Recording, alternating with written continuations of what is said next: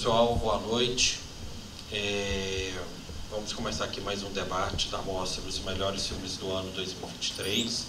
A Mostra é uma realização da BLG Entretenimento, com apoio da Rio Filme, através do edital do Pro Carioca Audiovisual, que é um edital de fomento para a realização de mostras e festivais de cinema.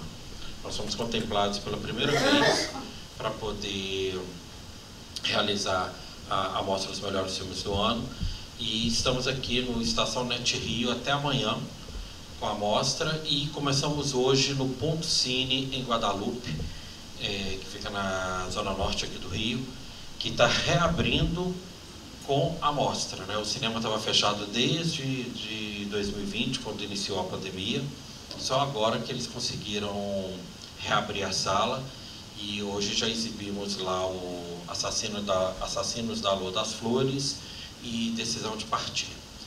E a programação lá vai até o domingo, dia 17. Tá? O debate hoje vai ser com a Tatiana Trindade e com o Mário Abad, que está substituindo o Carlos Brito, porque o Carlos está doente, não conseguiu se recuperar e por isso não está aqui hoje. Então o Mário vai substituir o Carlos aí na conversa sobre o Triângulo da Tristeza e Retratos Fantasmas, certo? É isso. Obrigado. Gente, boa noite. Vou falar um pouco sobre o Triângulo da Tristeza, depois vou passar a palavra aqui para minha colega, para a Tatiana, para falar do filme do Kleber, apesar que fique à vontade também de falar sobre o Triângulo, se você achar que tem que dizer alguma coisa que eu possa esquecer sobre o filme. Bem, o Triângulo da Tristeza é de um diretor que ele começou a fazer filme em 97, filmes até musicais, depois ele começou a fazer um filme já de drama em 2002, mas ele começou a chamar a atenção no mundo com um filme chamado Força Maior, que foi um filme feito em 2014. É uma história até muito interessante, porque logo no começo do filme, ele mostra um casal com seus filhos, né, estão passando as férias numa estação de esqui, e aí há uma avalanche. Quando tem essa avalanche, né, as pessoas começam a fugir, a correr, e ele está na mesa, né, com os filhos e com a mulher, e ele sai correndo e abandona os filhos e a mulher. Então, essa é a grande pergunta do filme durante quase toda a sua narrativa, né? Por que aquele cara não protegeu os filhos, abandonou tudo e só pensou na própria vida dele? E aí, obviamente, com alguns toques de humor, esse filme ele vai discutindo essa coisa de por que ele não agiu daquela forma. E faz até uma certa crítica, né, nesse filme sobre a posição do homem na sociedade. Ele utiliza essa atitude dele para fazer uma crítica sobre isso. Aí logo depois, ele fez um filme muito importante, que é o Square, que ganhou o Festival de Cannes em 2017. É um filme que ele investe mais ainda no humor, ele faz uma sátira sobre o universo das artes plásticas. E ali acho que o Ruben Östlund, que é esse diretor sueco, me perdoe que eu não sei falar sueco de novo direito, mas chama Ruben Östlund, ele começa ali, porque todo cineasta, às vezes, quando começa a fazer a sua filmografia, ele está meio tateando, a gente já vê uma assinatura dramaturgica, uma assinatura cinematográfica, mas ele está tateando aonde ele vai encontrar o nicho dele. E a partir do Square, ele parece que encontrou, que ele começa a criar personagens em situações de desconforto de uma maneira humorística. Então você começa a rir daquilo. E o Square é muito bom, porque ele pega todo aquele universo das artes plásticas e começa a pegar os clichês, começa a pegar as tais verdades absolutas do mundo da arte, começa a questionar isso.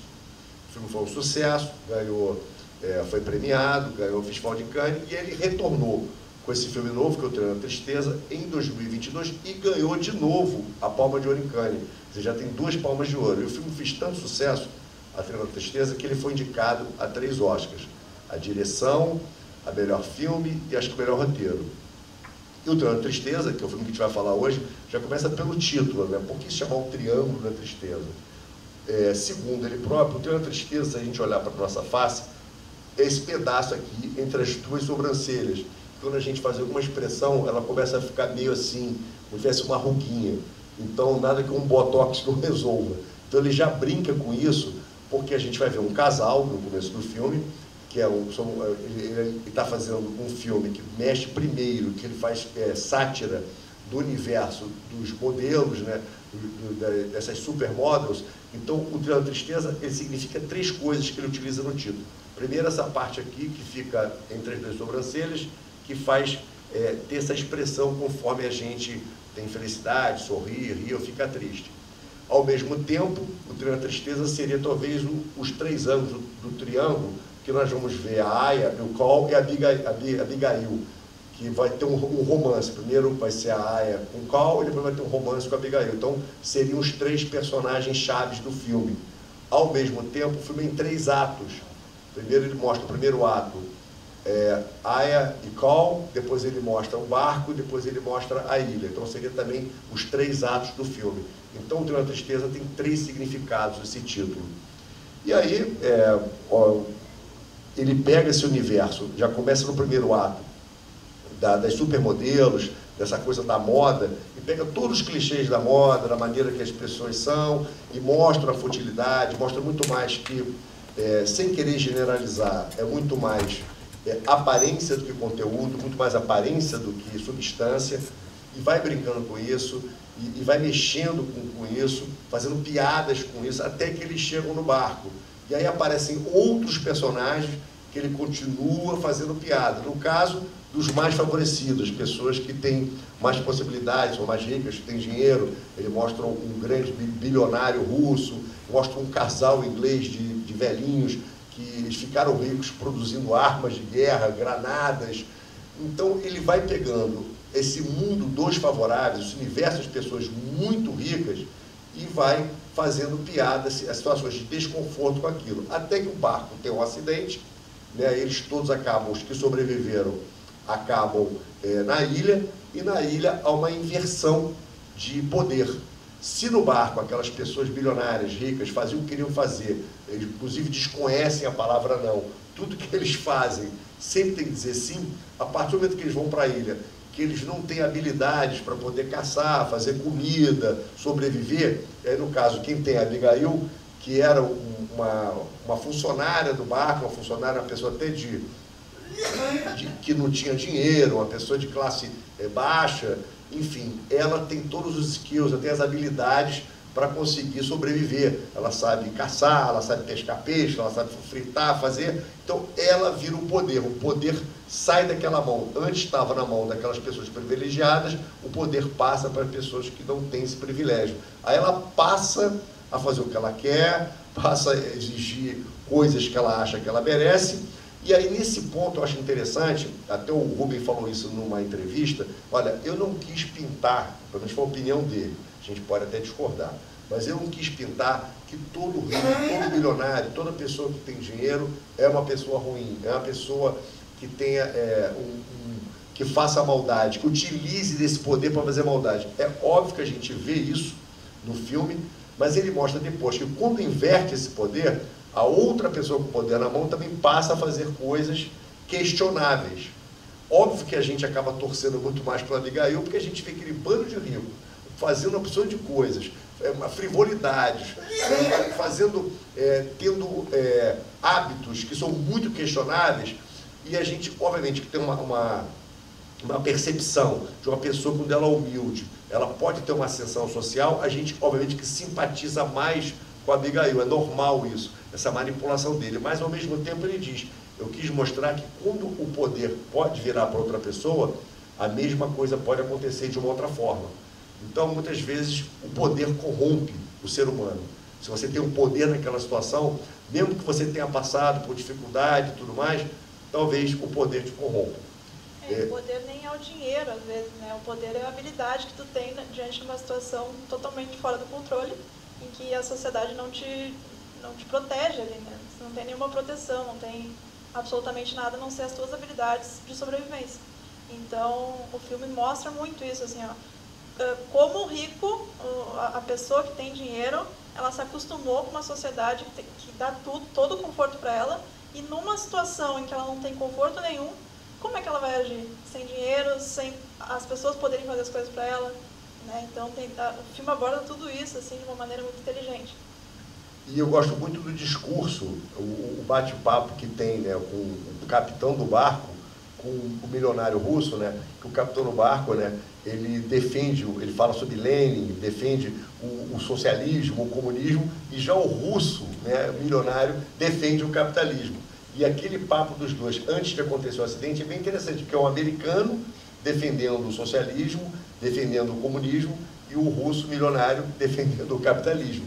Porque é assim que é a filmografia do Ruben. Ele, tipo assim, ele gosta de pegar certos clichês, certas coisas, mudar para criar situações desconfortáveis, não para o público, que tem uma diferença, porque ontem, por exemplo, a gente estava debatendo sobre a baleia.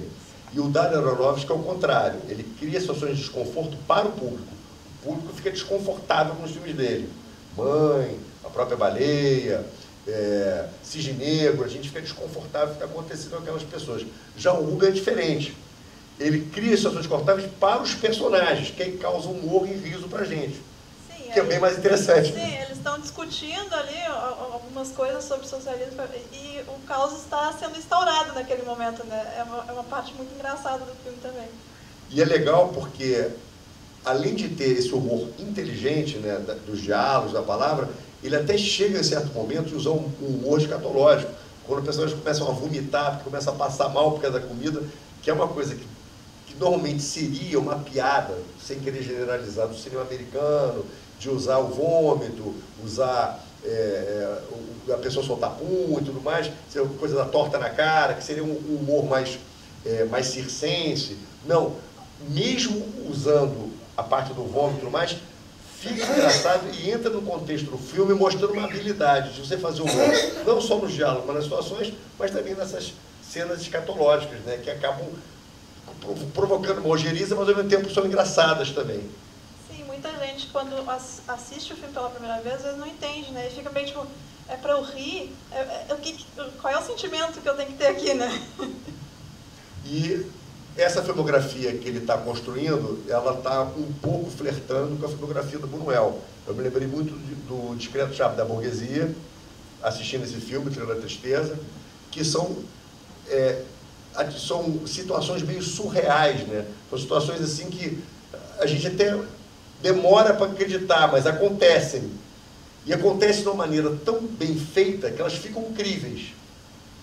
E tem um detalhe bem interessante, que quem assistiu o filme, puder rever o filme, é o lance do colar de brilhante, que começa primeiro com a Aya, ela tem esse colar porque ela está no poder, e na cena final, porque isso não é spoiler, já que todo mundo já viu o filme, todo mundo já assistiu o filme aqui, não é spoiler, na cena final, quando finalmente descobre que estão no resort, não numa ilha desabitada, e ela vai matar, quem está com o colar é ela, a Abigail que está com o colar, tipo assim, ela agora tem um poder. Então, no começo do filme, a Aya tinha um poder por causa do colar de diamante, brilhante, agora quem tem o poder é a Abigail, porque ela está usando o colar. Então, são pequenos detalhes que fazem esse filme ser espetacular, porque às vezes não é só a trama, a história, mas a maneira que ele filma, essa coisa do figurino, essa coisa do colar que ele põe tudo pequenos detalhes que ele cria nessa narrativa.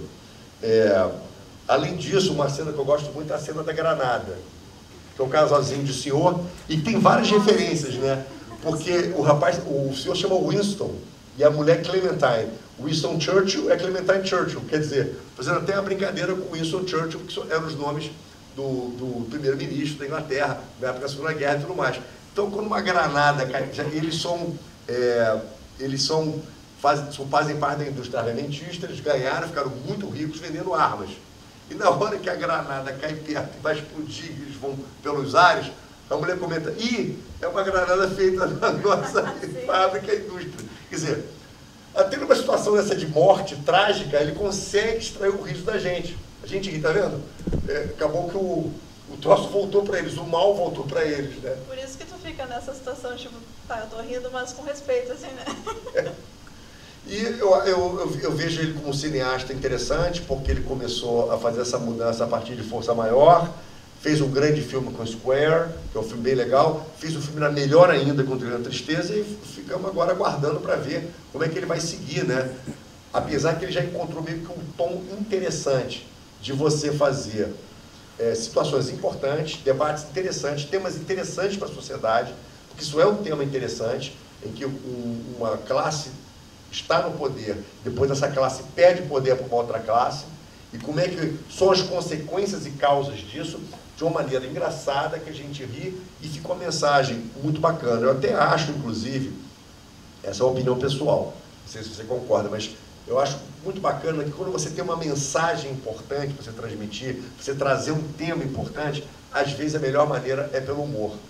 Às vezes você trazer de uma maneira muito dramática pode causar algum desconforto, mas com humor, a gente talvez, até aqueles que podem se sentir um pouco ofendidos, acabam rindo de si próprios. Você digere um pouco melhor aquela situação que está sendo apresentada através do humor.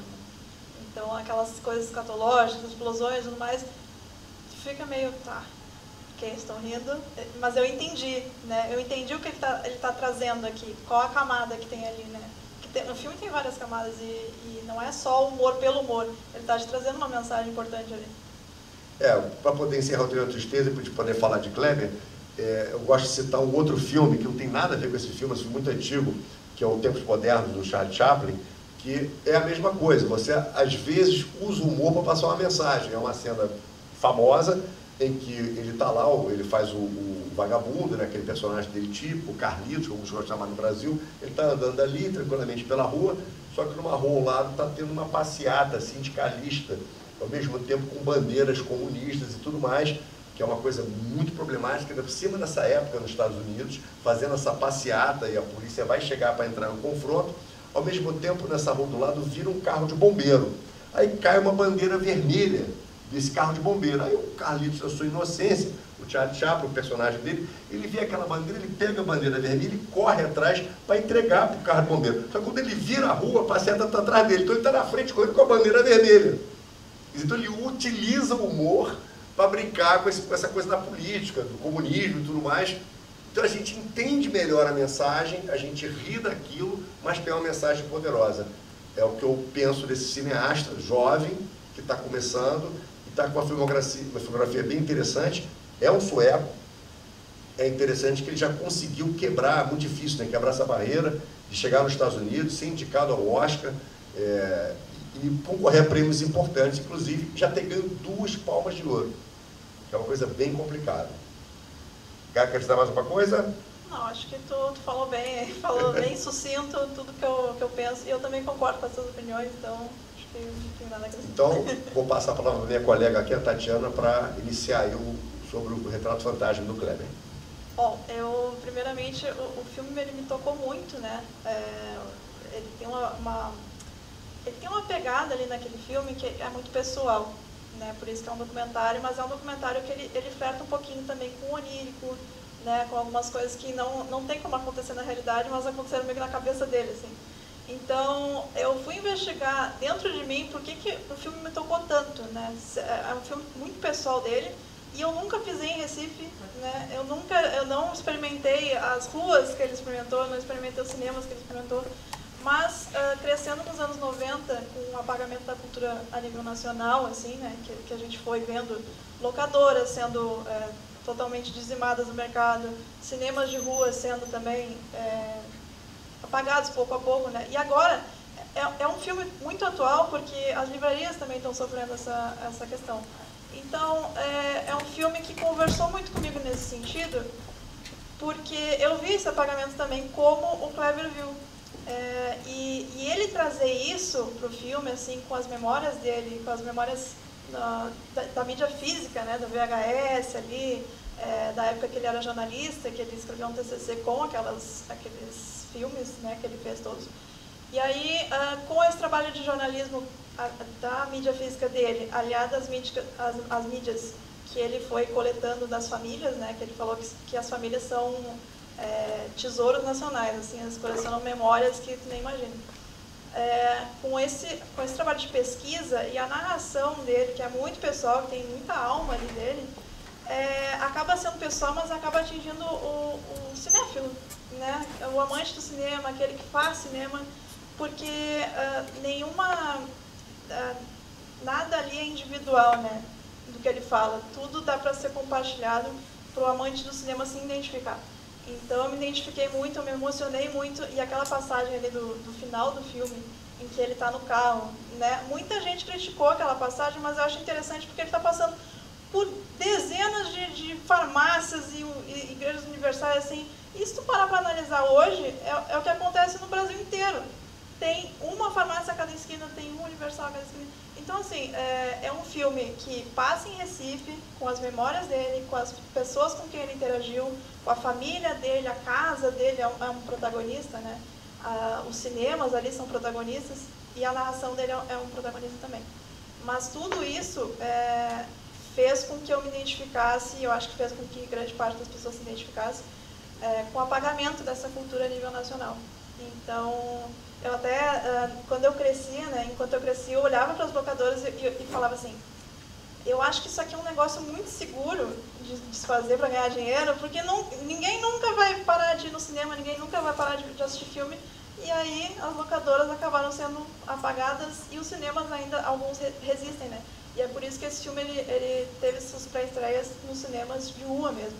Porque ele é uma crítica muito forte, né? Os cinemas agora eles estão praticamente dentro de shoppings, né? São, às vezes, inacessíveis para uma família trabalhadora de classe baixa, assim, que quer se divertir no final de semana.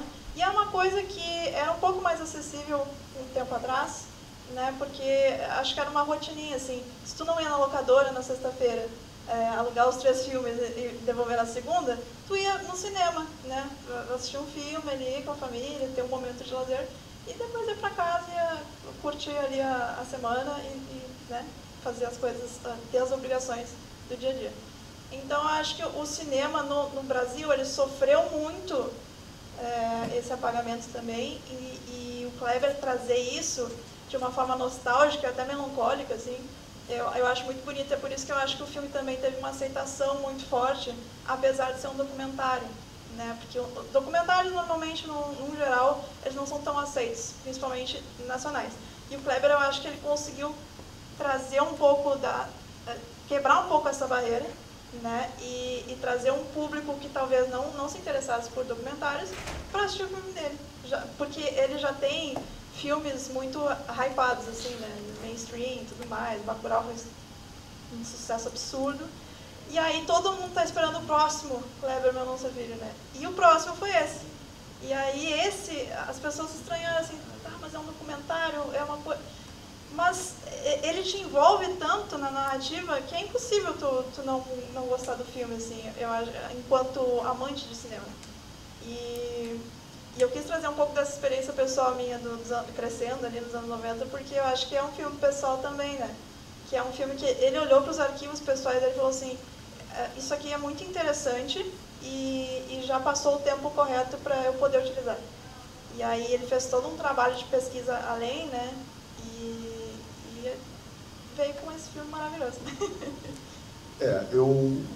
O Kleber, ele tem uma preocupação, até pela formação dele, né, de cinema, jornalista. O Kleber ficou muitos anos, eu até acompanhei isso, porque a gente ser um pouco contemporâneo, indo ao Festival de Cannes todo ano, cobrindo os festivais, não só de Cannes, Berlim e outros mais. Então ele tem uma carreira muito forte como jornalista e crítico de cinema. Como programador de cinema também, porque ele programava a sala em Recife, e agora está programando acho que é do Moreira Salles. Acho que ele está fazendo a programação também. Então, já tem, antes desse filme, tem um documentário muito interessante, não sei se você assistiu, se não assista, que é O Crítico. Que ele foi... Eu ia falar, mas eu ainda não assisti. Assista, que é muito bom. Ele vai a Cannes e entrevista vários cineastas e críticos, inclusive colegas brasileiros e críticos franceses, alemães, sobre o que é ser crítico de cinema. Então, o universo do Kleber sempre foi esse do filme. Independente se você está analisando um filme, se você está exibindo um filme, se você está fazendo uma curadoria, fazendo a programação de um filme, escrevendo sobre o filme.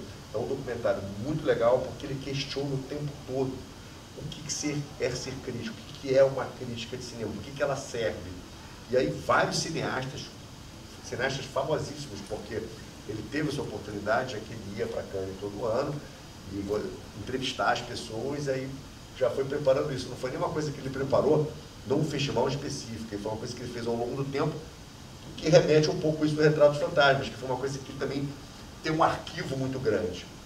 e conversou com muita gente, e fez isso. Já no caso do Retratos, muita gente até me questionou o seguinte, poxa, mas acho que esse filme aí é só para as pessoas que viveram essa época, porque o jovem de hoje em dia muitas vezes pensa assim, o que é VHS? Você tem que explicar, né? Você tem que mostrar um aparelho, né? Eu já não vejo assim, porque se a gente parar para pensar nisso, muita coisa também das décadas passadas, de outros séculos, que eu obviamente não conheci, não tive na mão, e me criou curiosidade de saber o que é. Então o documentário, além de trazer o sentimento, ele também é informativo. Não é a função dele informar nada, mas acaba tendo informação que você acaba tendo contato de como era feito, de como era aquela época e como é que as pessoas agiam e funcionavam naquele momento. Sim, porque hoje em dia é muito tranquilo tu tirar o celular do bolso para filmar alguma coisa, né?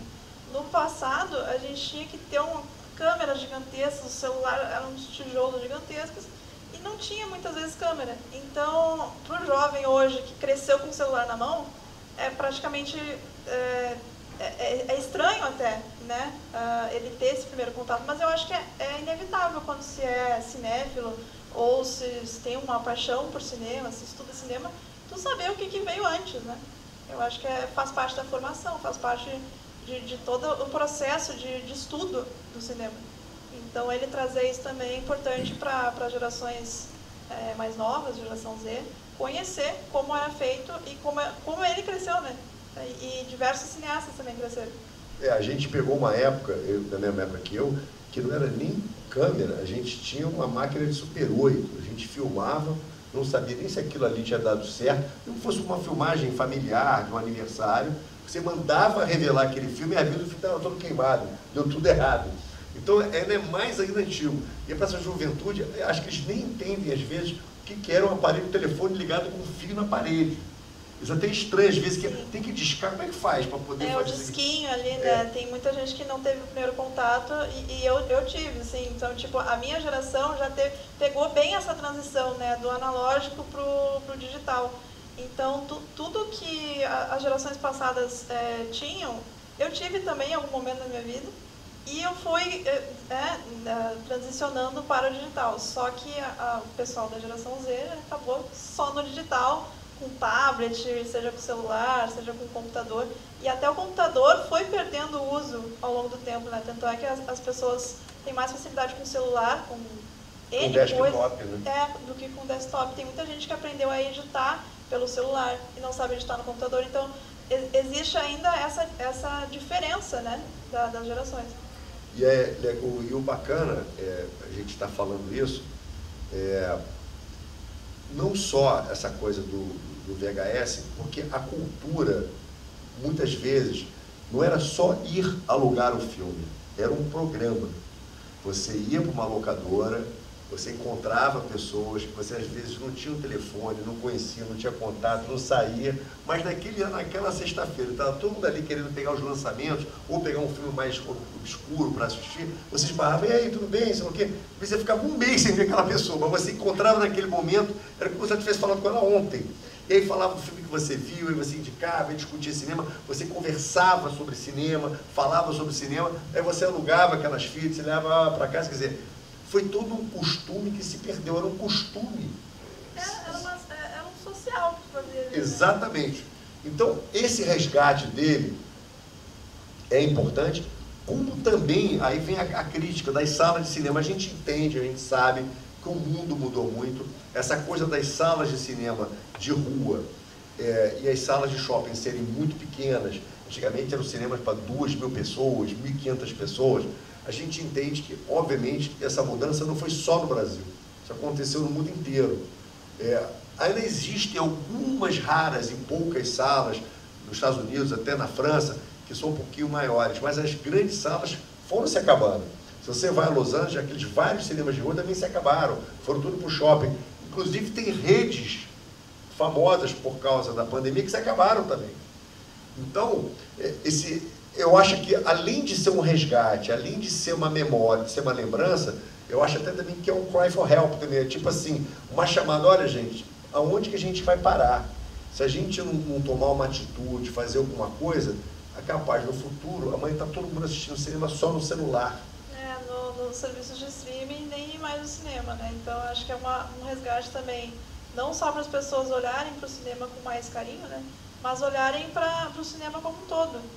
Seja o cinema de rua, as salas de cinema que encolheram, enfim, a cena do cinema, no geral. Acho que esse filme traz isso muito e eu acho que ele é importante, assim, até por ser nacional, né? Porque eu acho que a cultura vem sendo aos poucos dizimada aqui no Brasil e ele trazer isso dá um holofote ali, né, no problema. É como tipo assim, qual é a solução que a gente vai dar para isso? Mas a gente não pode ver isso acontecendo e não fazer nada. O que a gente pode fazer para fazer isso? Então, obviamente que a gente não pode só exigir do serviço privado, enfim, mas o que o governo pode fazer? Já que a gente consegue fazer 200 filmes por ano e não tem sala para esses filmes todos, os filmes se perdem, eles passam até em festivais, mas depois ficam 1 ano, 2 anos, 3 anos para tentar estrear numa sala, quando estreia fica 4, 5 dias e sai correndo, a gente não consegue ver, e às vezes espera um tempo para ver se passa no Canal Brasil. Então, é toda uma engrenagem que você tem que... Não é só botar dinheiro, orçamento para se fazer filme, mas também ter tela para esses filmes, ter um tempo para esses filmes.